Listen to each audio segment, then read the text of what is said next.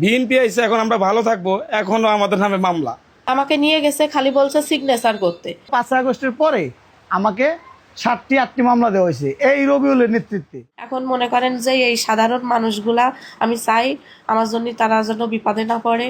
এই নাম কাটার জন্য যে ও কয় টাকা করে দিতেছে এটা শিওর আমার জানা নেই, তবে পরবর্তীতে শুনি উনি নাকি 1 লাখ নেয়, 50,000 নেয়, এরকম করে এক একজনের কাছ থেকে বাজেট বাইন্দে নেয়। ওই যে রবিউল ইসলাম রবি, এখন উনি ওই যে বললাম সাংবাদিক, এখন আমাকে দেয় 5,000 6,000 এরম করে দেয়, বলে এই দিয়ে নাও বাজারঘাট করি না, তোমার স্বামী অসুস্থ, চলতে অসুবিধা হয়, এটা নিয়ে ইয়ে করো। এ পর্যন্ত কয়জনের নাম কাটানো হয়েছিল? অনেক জনের নাম কাটা হয়েছে, প্রায় 22-25 জনের নাম। এনে মেডিকেলে ছিলাম 1 মাস 18 দিন। ওইনতে আইসি, পরে বাসায় আইসি, বাসায় আসার পরে রবুল আইসি। কিনা কিটা এনেছি কি না এনেছি সেটা জানি না, রবুলটা এনেছি।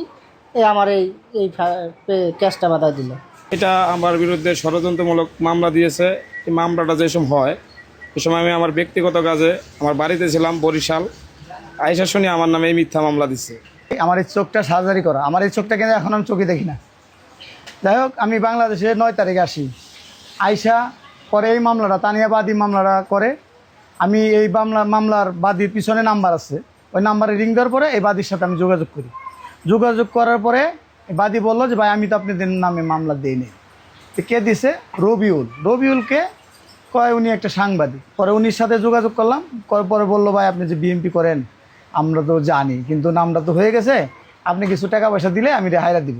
কত আমরা আসামি হলাম 10 জন, যেমন আমরা 5 ভাই, আমার যুবদল কর্মী এই নাজমুল, মাসুদ, মামুন, নাসির, সাইবুল সবাই এই মামলার আসামি। তো আমি কত টাকা দিতে হবে? আমাদের বিএনপির 2 নেতার লোক যোগাযোগ করলাম, কয়েক যা হয়েছে কিছু টাকা খরচ দিয়ে দাও। পরে আমি এই রবিউলকে প্রথমে 60,000 টাকা দিই। 60,000 টাকা দেওয়ার পরে উনি আমাকে এই মামলাটাতে মানে বাদ দিয়ে সেরে দিব। এই মামলা আজ পর্যন্ত এই মামলা আমার সেরে দেয় না। কেটিভি বাংলা, বিশ্বের চোখে বাংলাদেশ।